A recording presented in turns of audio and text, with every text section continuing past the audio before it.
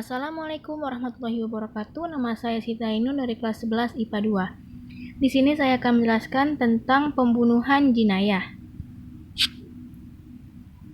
Pengertian jinayah pembunuhan. Pembunuhan secara bahasa merupakan menghilangkan nyawa seseorang. Secara istilah adalah perbuatan manusia yang mengakibatkan hilangnya nyawa seseorang, baik dengan sengaja ataupun tidak sengaja, baik dengan alat yang mematikan maupun dengan alat yang tidak mematikan. Sebagian ulama berpendapat bahwa pembunuhan adalah suatu perbuatan manusia yang menyebabkan hilangnya nyawa seseorang dan itu tidak dibenarkan dalam agama Islam. Macam-macam pembunuhan. Pembunuhan dapat dibedakan menjadi 3, yaitu 1. Pembunuhan sengaja. Pembunuhan sengaja adalah pembunuhan yang telah direncanakan dengan menggunakan alat yang mematikan, baik melukai atau memberatkan, atau musakol. Dikatakan pembunuhan sengaja apabila ada niat dari pelaku sebelumnya dengan menggunakan alat ataupun tidak. Dan pembunuh termasuk orang yang balik dan dibunuh atau korban adalah orang yang baik. 2. Pembunuhan seperti sengaja. Pembunuhan seperti sengaja adalah pembunuhan yang dilakukan seseorang tanpa niat membunuh dan menggunakan alat yang tidak mematikan, namun mengakibatkan hilangnya nyawa seseorang. 3. Pembunuhan tersalah atau tidak sengaja. Pembunuhan tersalah atau tidak sengaja adalah pembunuhan yang terjadi karena salah satu dari 3 kemungkinan, yaitu pertama, perbuatan tanpa maksud melakukan kejahatan tetapi mengakibatkan kematian seseorang. Kedua, perbuatan yang mempunyai niat membunuh, tetapi orang itu tidak boleh dibunuh. Ketiga, perbuatan yang pelakunya tidak bermaksud jahat tetapi akibat kelalaiannya dapat mengakibatkan kematian. Dasar hukum larangan membunuh. Membunuh adalah perbuatan yang dilarang dalam Islam, karena Islam sangat menghormati dan melindungi hak hidup seseorang. Firman Allah Subhanahu wa taala dalam surat Quran Al-Isra ayat 33. Wala taqtulun nafsallati haramallahu illa bil haqq. Dan janganlah kamu membunuh jiwa yang diharapkan Allah atau membunuhnya melainkan dengan suatu alasan yang benar.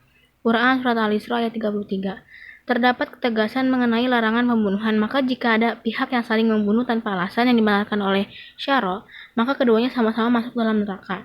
Nabi SAW bersabda, Al-qatala wal maqata wala finnar. Rawahul Bukhari wa Muslim. Artinya, pembunuhan yang terbunuh masuk neraka. Diulang, artinya pembunuhan dan yang terbunuh masuk neraka. Hadis riwayat Al-Bukhari, Muslim.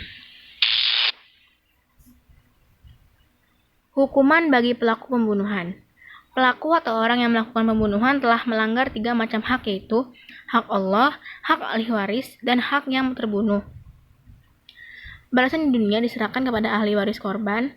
Apakah pembunuh akan dikosos atau dimaafkan?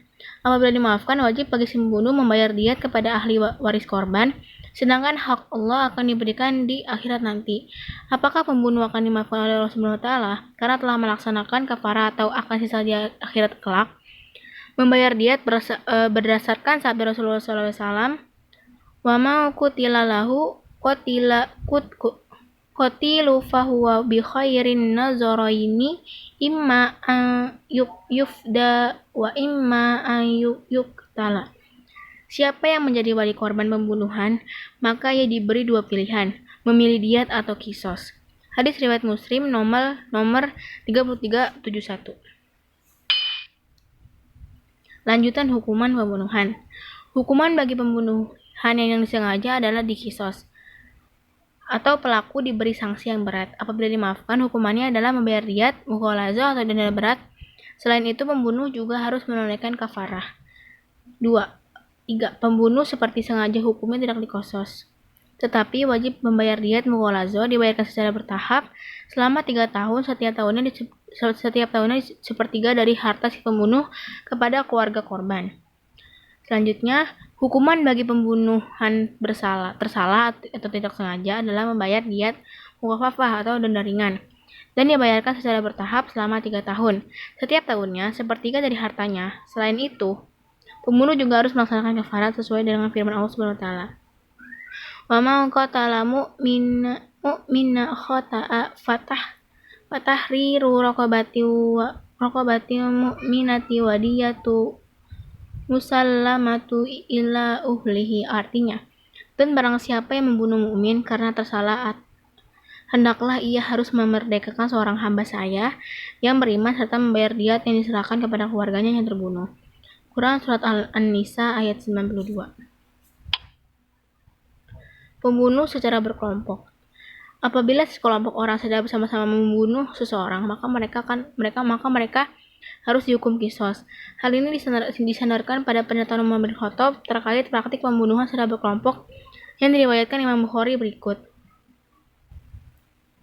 Sa'id bin Musyati an Amr radhiyallahu anhu qala khamsata wa sanata wasitna qatalau rajila ghilaya bimudo khali wa qala lau tamala alaihil ahli sinaan an aktalaha jima rawahu Syafi'. Artinya, dari Said bin Musayyib bahwa Umar radhiyallahu anhu telah menghukum bunuh 5 atau 6 orang yang telah membunuh seorang laki-laki secara tipuan di tempat sunyi. Kemudian dia berkata, andaikan semua penduduk Sunnah secara bersama-sama membunuhnya, niscaya akan kubunuh mereka semua. Hadis riwayat Al-Bukhari. Hikmah larangan membunuh. Islam menerapkan hukuman bagi pelaku pembunuhan untuk memelihara kehormatan dan keselamatan jiwa manusia. Pelaku diancam dengan hukuman yang setimpal sesuai perbuatannya. Di antara dalil yang menjelaskan tentang hukuman bagi pembunuh adalah waman yaqtul mu'mina muta'ammida wa jazaohu jahannamu khalida fiha wa ghadiballahu alaihi wa la'anahu wa uddalahu azaban azima. Artinya, dan barang siapa yang membunuh seorang mukmin dengan sengaja, maka balasannya adalah neraka jahanam. Ia kekal di dalamnya dan Allah murka kepadanya dan menyediakan azab yang besar baginya. Quran Surat An-Nisa ayat 93. Penerapan hukuman yang berat bagi pembunuh dimaksudkan agar tak seorang pun melakukan tindakan yang menyebabkan hilangnya nyawa orang lain. Kesimpulan dari PPT tentang pembunuhan jinayah adalah syariat Islam diturunkan oleh Allah Subhanahu wa taala untuk kemaslahatan hidup manusia, baik yang menyangkut kehidupan pribadi maupun bermasyarakat. Nyawa seseorang adalah mahal, karena itu harus dijaga dan dilindungi. Ketentuan hukum kisos mempunyai relevansi kuat dalam upaya melindungi manusia, sehingga para pelaku kriminal timbul kejeraan lantaran harus menanggung beban yang bakal menimpa dirinya jika ia melakukannya. Selain itu, dapat dipetik dari sanksi hukum pidana pembunuhan adalah pihak keluarga korban diberikan hak otonomi sepenuhnya untuk memilih hukuman yang bakal dikenakan terhadap pelakunya. Hal ini mempunyai relevansi kuat dengan pertimbangan psikologi keluarga. Betapa penderitaan pihak keluarga lantaran salah satu anggotanya meninggal, lebih-lebih karena dibunuh oleh seseorang. Pihak keluarga korban sedikit banyak mengetahui bahwa yang terbunuh adalah salah seorang anggota keluarga yang akhlaknya kurang baik atau tidak terpuji, maka mereka dapat menghukumnya jika ia dibunuh oleh seseorang. Oleh karena itu, ia tidak akan dendam kepada pembunuhnya, bahkan kemungkinan besar akan memaafkan pelaku dari pembunuhan yang dimaksud. Sekian presentasi dari saya. Kurang lebihnya mohon dimaafkan. Wassalamualaikum warahmatullahi wabarakatuh.